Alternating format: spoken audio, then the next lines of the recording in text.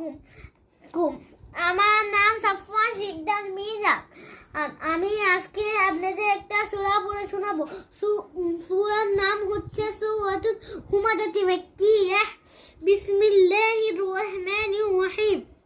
ওয়াইলুল লিকুল্লি হুমাযাতিল লুমাযা আল্লাযী জামা'a মালাহু ওয়া'দ্দাদা ইয়াহসাবু আন্না মালাহু আখলাদা কাল্লা লায়ুনবাযান্না ফিল হুতামাহ وما أدراك ما الحطمة نار الله الموقدة التي تطلع على الأفئدة إنها عليهم موصدة في أمد ممددة। আমার সূরাটা যদি ভালো লাগে তাহলে লাইক সাবস্ক্রাইব